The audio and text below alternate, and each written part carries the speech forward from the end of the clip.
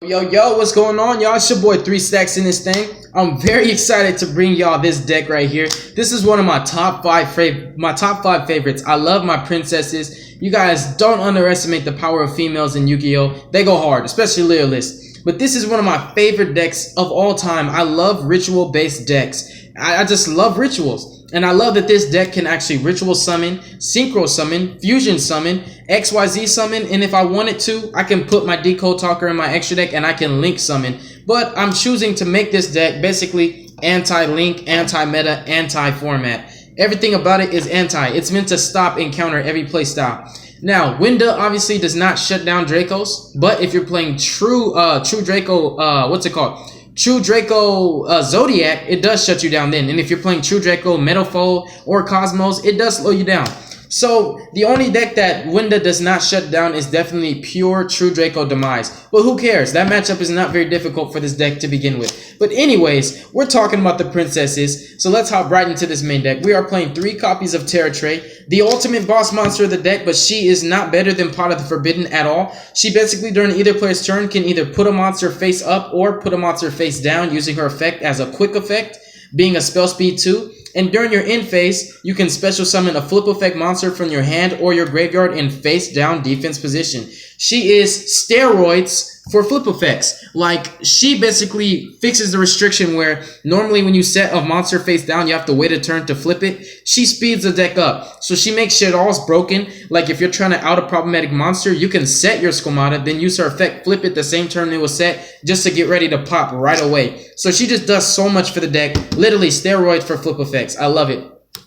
We also play 2 Pot of the Forbidden because we have access to 4 ban list effects. You can either Pot of Greed, draw 2 cards. You can Heavy Storm, bounce all spells and traps on the field back to the hand. You can destroy all monsters your opponent controls, Raigeki, Heavy Storm, Pot of Greed. And the final effect is look at your opponent's hand, your opponent's entire hand, and shuffle 1 card from his hand into the deck. The cool thing is you get to look at everything. So you get to pick that one. Let me get your diagram. Oh, Masterpiece, put him back. It's just so clutch. He gives you the knowledge and information you need necessary when you're going first, so you know what deck you're playing, and you also know how to side deck immediately. You already know how to counter your opponent's strategy because you have that information. Part of the Forbidden is just so broken. He's honestly my favorite monster in the deck, and Terratray just they complement each other so well because he's a 9-star, she's a 9-star. You get them both on the field like almost every first turn.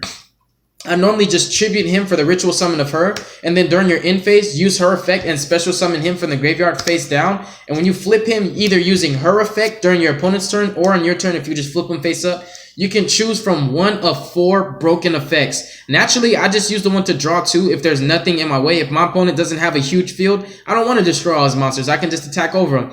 But if he does have a field of, extremely powerful monsters, I'm going to try to Raigeki him.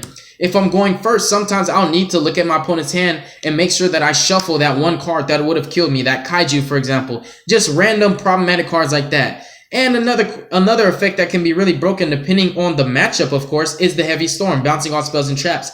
Because sometimes that can clear the way for your OTK. If back row is the only thing in your way for you to push for damage and your opponent's playing Mirror Forces, bounce those Mirror Forces and attack for game. So Pot of the Forbidden is broken in this deck because you recur him on an insane level. Like, you use his effect 4 to 5 times in a duel. If the duel lasts longer, you can continually use his effect forever, basically. Like, he never runs out of steam. You flip him, use his effect, use Terratray, put him back face down. Flip him, use his effect, Terratray, put him back face down. You get what I'm saying? It's just really broken. These two, this is my sword and my shield. Like like attacker defender, it's so good. These two complement each other perfectly. And also, once you get these on the field, automatically, once you use both their effects, like if you get tired of it, you can just overlay both of these, summon True King of all calamities. What's up now? It's just so stupid. This deck has so many options. And the playstyle is far from linear. It's not a linear fashion at all. This deck has so many different ways to just apply pressure to the board. It's insane. And it's mad consistency.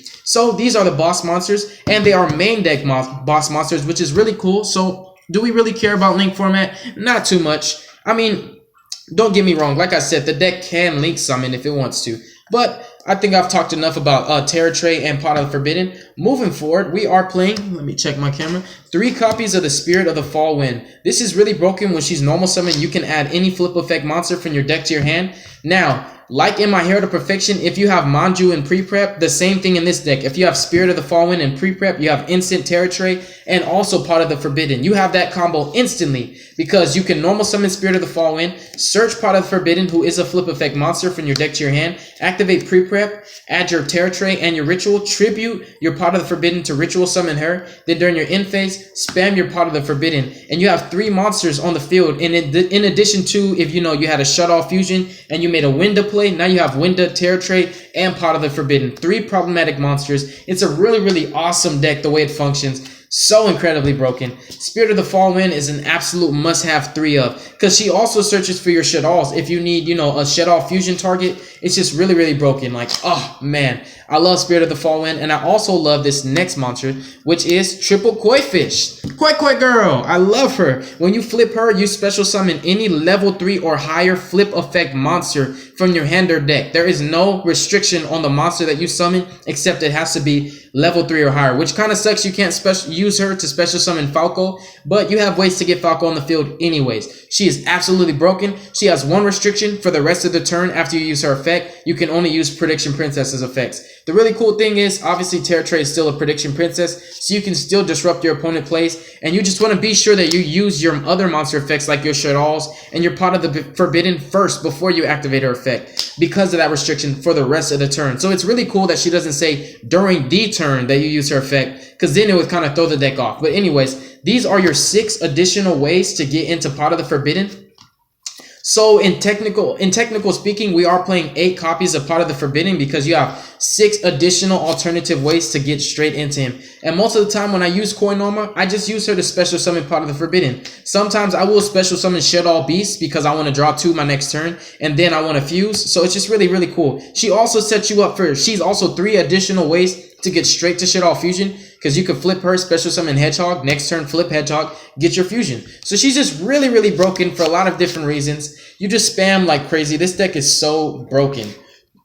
And so these are engines, Searcher, Spammer. So these just give you instant access to whatever, any flip effect from your deck you have access to through these 6 monsters. And your Prediction Princess Terra Tray and your Pot of the Forbidden are actually a consistent engine, because most of the time what I do with Terra Tray and Pot of the Forbidden is I flip him, draw 2 cards, set him face down, flip him, draw 2 cards. So it guarantees me to keep my hand resources just filled up. Like, my card economy is always on point. I'm consistently drawing 3 cards every turn. I'm drawing 2 off of his effect and 1 for drawing for turn.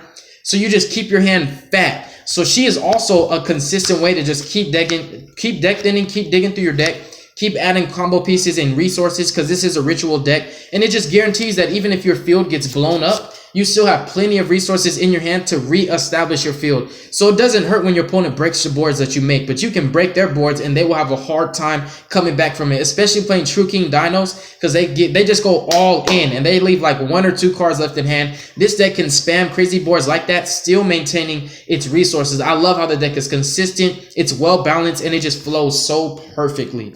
Moving forward to the Shadolls, we play 3 copies of Shadoll Beast. I believe firmly in playing 3 beasts. Another cool interaction that the Shadolls have with your Terra Tray is when you activate your Prediction Ritual to Ritual Summon, you tribute the Shadolls, their effects go off engraved. Let's say, for example, we use Shadow Beast and Skomata to Ritual Summon for Terra Tray. These are level 9. So you tribute these 2, summon Terra Tray, then their effects activate, whichever one you want to go off guaranteed. Like, for example, if you don't care too much about Beast and you want Skomata to go off, they go to the grave at the same time. So you can say Skomata Chainlink 1, Beast Chainlink 2. You want to strike the Beast, and Skomata goes off safely. So it's another way to safely, trigger off your Shadoll effects without your opponent stopping you. And again, when you summon Terra Tray, it just makes it more devastating because you pop off your Shadolls, and it's like you have a lot going on at once, which can throw people off and they just don't know what to negate. Triple Beast, the draw power of the deck, and you just keep recurring him from the graveyard off of Shadoll Falco. And the cool thing with Shadoll Falco is he is a flip effect monster, so you use your Terra Tray to special summon him from the graveyard, so you have endless resources. You never run out of plays. You're always able to consistently spam from your graveyard, spam from your deck and from your hand, and search and draw to reestablish and also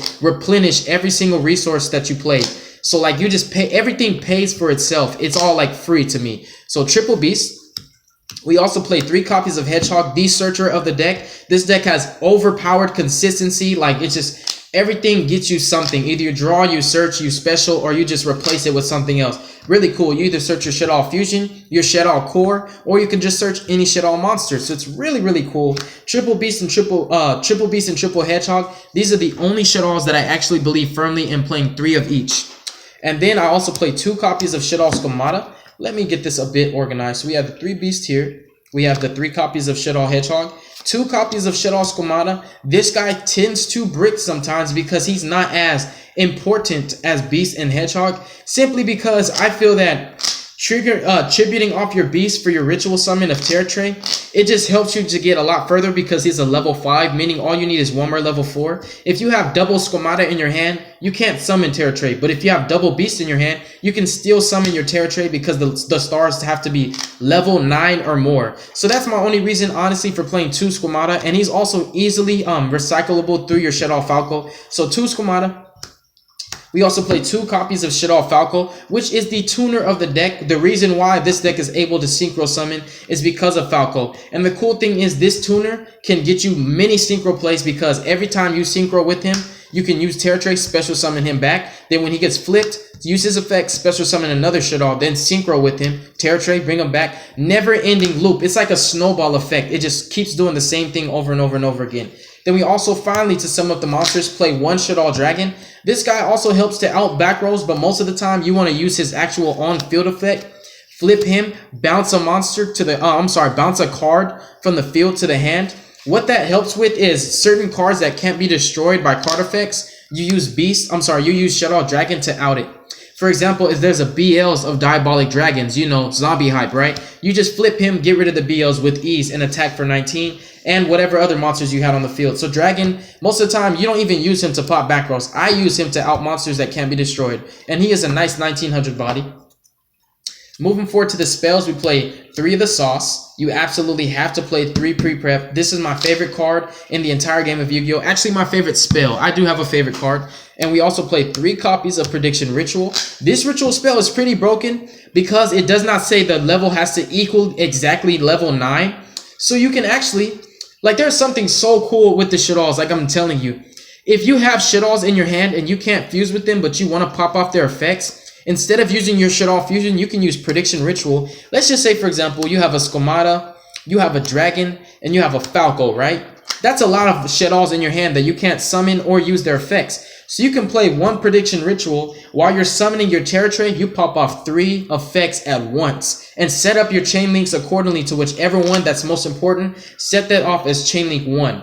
And then, you know, for example, you want Falco to go off, so chain link 1. Chain link 2, chain link 3, for example. Just for example, it's really, really cool how Prediction Ritual also triggers your Shadoll effects because ritual summoning is not a cost. Understand that the ritual mechanic is not a cost. So if you chain Dimensional Barrier, I don't have to send anything from my hand to the grave. Please understand that. Most people mistake it, and obviously y'all don't know too much about rituals then. But Prediction Ritual is also broken because you can banish it from your graveyard to search for any Prediction Princess monster. If I was playing other Prediction Princesses, I would have more targets, but honestly I have 6 targets. 3 Terra Tray and 3 Koinoma. Most of the time I just use this to search for Koinoma because she's just that broken.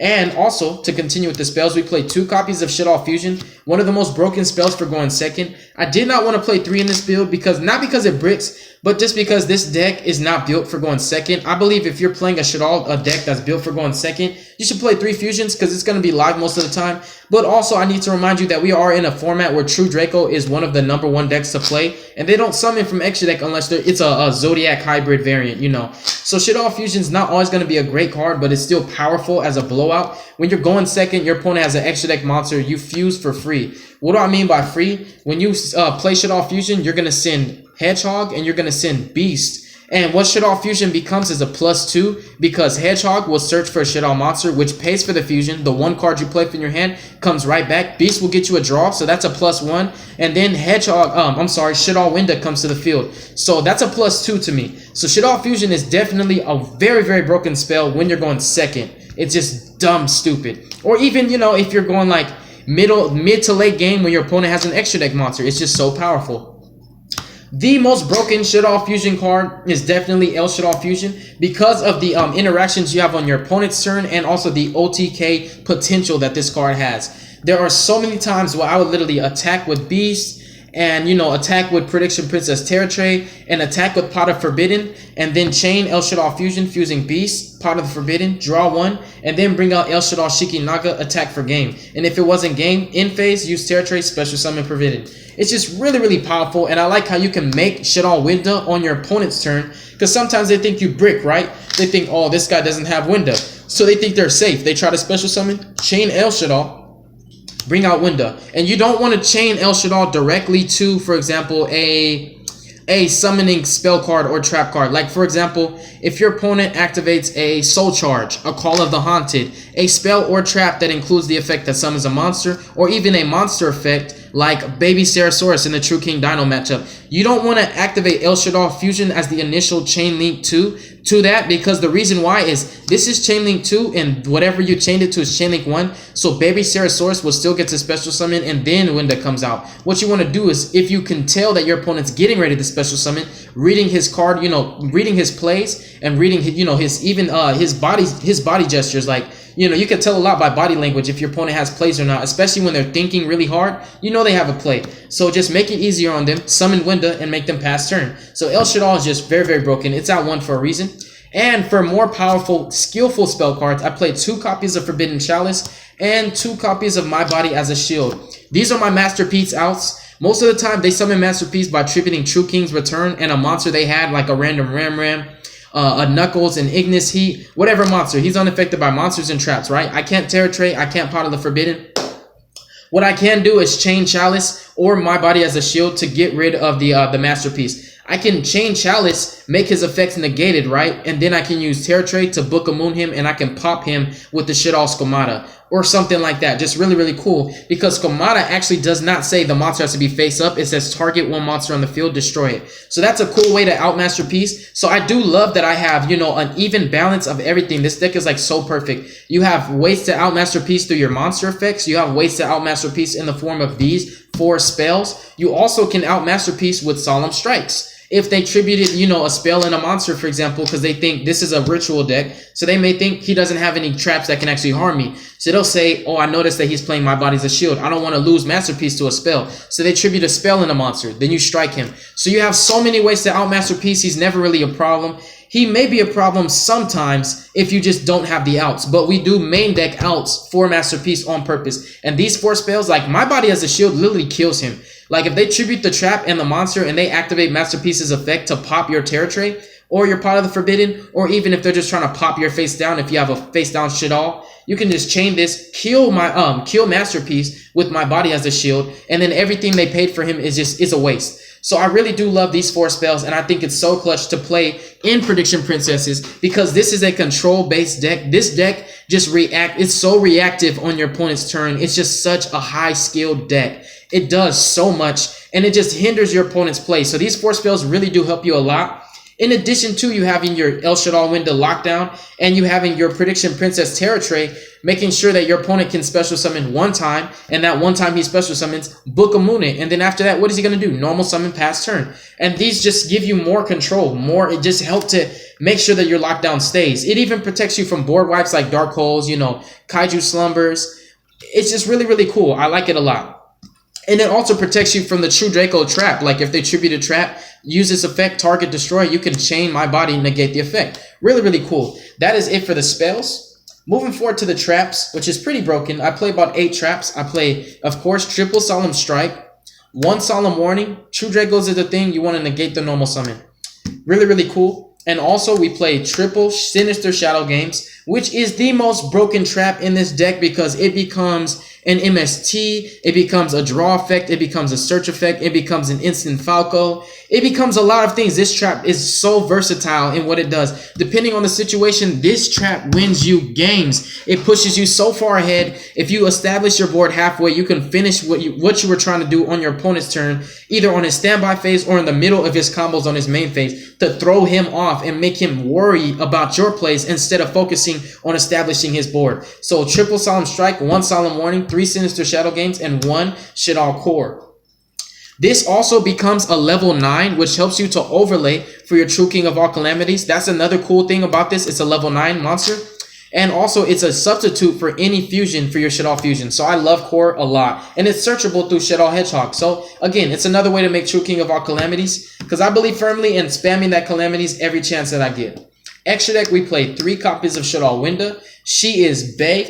I told you guys about the lockdown. Let's say, for example, we are playing Blue Eyes, right? Blue Eyes may become a thing. Or let's say, for example, we're playing, what's another special summon heavy deck? We're playing True King Dinos, right?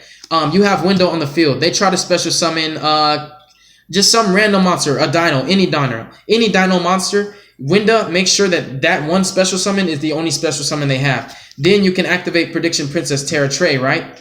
Put that monster face down. Another great example would be Metaphors. I feel that Metaphors are making a comeback. Metaphors, you know, they try to special summon. They can only special summon one time. No, that's a bad example because you can pendulum summon for 5 monsters and it counts as the one summon for Winda because that's a plural. What's a good example? I'm trying to think of examples, but my main point is Winda and Terra Trey says the one monster you get to special summon gets put face down and you don't get to use it and you don't get to continue overextending on your combos. Oh, Zodiacs! That's a great one because Trident can't pop your Winda. It's really, really cool. And they won't even be able to make the Trident because they have to stack, right? So let's say they go Rat and then try to, go Hammer Kong to make sure that the monster can't be targeted by Terra Trey. That's it. You can, it's just stupid. Like, there's too many decks. Even Lightsworns. Lightsworns special summon like crazy, right?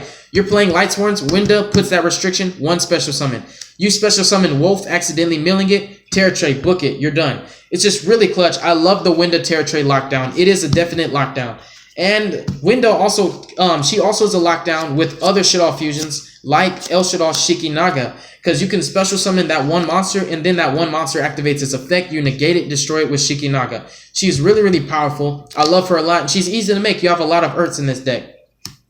One El Shaddol Grista. I do not actually main deck any fire monsters. So the only way I summon him is through my my Shadoll core. But honestly, Grista is for those special summon heavy decks where, Winda's not always enough, and sometimes, Winda just doesn't have the attack power that you need. So you summon Grista because it's at 2450, and in the gate special summons to make sure that the card never hits the field, which is really cool. And it works on plural, so if you try to summon 5 monsters at once, you can use Grista, negate the summon of all 5 of them. I just like Grista. It's really cool. It has a bigger body than Winda, and sometimes it acts just like Winda. Really, really powerful card. I like it. It's just really cool. But need I mind you, if you have Winda and Grista, it doesn't really work because if Grista negates the special summon, your opponent still gets the special summon again. But Grista and Winda could be cool if your opponent summons, for example, an Ultimate Conductor Tyranno, that dino that books everything, and he's getting ready to Book of Eclipse, your Winda. You can negate that special summon and then let them special summon something else, and then, you're good. So the one last, the final Shadoll fusion that I play is El Shaddol Wendigo. I play it because it's so easy to make and you have a lot of targets for it. Sometimes it's the only thing you can make. And Winda and Wendigo is a cool little combo because Winda's only at 22. Wendigo makes sure that Winda can't be destroyed by battle and she naturally can't be destroyed by card effects. So it just protects her a lot. So those are the Shadoll fusions I played. The one that I do not play right now is El Shaddol, where she's at, Anoia Tillis. I feel that she doesn't shut down anything except for True King's Return, which is a trap that summons monsters. But I just feel like she's not good enough. I mean, she may actually, you know what? I never actually paid attention that her effect actually says that neither player can special summon monsters from the hand or graveyard using spell or trap effects. I was thinking that her effect said neither player can summon monsters because I was going to say that she does shut down the True King's Return and Apocalypse effect to tribute summon on your opponent's turn, but she does not. So I obviously am not playing her in the extra deck because I feel that she's just not that good this format. There may be a format where she's going to be broken and that's when she'll come into the extra deck, but she is not being played. I would play her because she is, another good reason to play her is she's a level 9. She gives you additional ways to make True King of all calamities. But honestly, it's really easy to make True King of all calamities just with Terra Trade and Pot of the Forbidden, especially because you can recycle and special summon them again and again and again. It's really easy. But I do care that much about calamities because he's just broken. So that's it for the fusions. For synchros, we play 1 Cypher Lord Omega, 1 Scarlet Red Dragon Archfiend, 1 Clearwing. Clearwing makes sure that your monsters cannot be targeted, which is really cool because True Dracos and Zodiacs, their main methods for removal is target and destroy. This guy just stops that. It's really cool. Clearing's just something creative if you want to throw it in your extra deck just to add some spice to your life. Coral Dragon helps me to out cards, and if he leaves, you get to draw a card. And he's a tuner, which is really cool. He's a level 6 tuner. It just helps. Samsara, Dragon of Rebirth. When this guy dies by battle or card effect, I can special summon any monster from my graveyard or my opponent's graveyard. And sometimes it's really clutch because if you're playing Dinos, for example, and you killed their conductor, you can special summon their conductor Tyranno to your field and have a Book of Eclipse and Terra Tray for Book of Moon. It's just some cool stuff that Samsara does, and I just think that he's a really, really awesome synchro and underestimated. I don't know what synchro deck plays him, but I think you guys are sleeping on Samsara. That's it for the synchros. Moving forward to the XYZs, one true king of all calamities, very, very broken. He's just so stupid, powerful card. One Minerva the Exalted Lightsworn. I like to play her because you can mill Shadolls and trigger their effects because Minerva's effect is not a cost. So when you detach to mill 3 cards from your deck to the grave, that's her actual monster effect. So Shadolls go off. Whoops, whoops, whoops.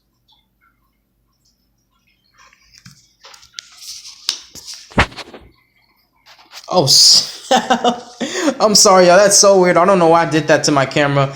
I'm tripping out. Whoops, whoops, whoops, whoops, whoops. Let's get back to this video.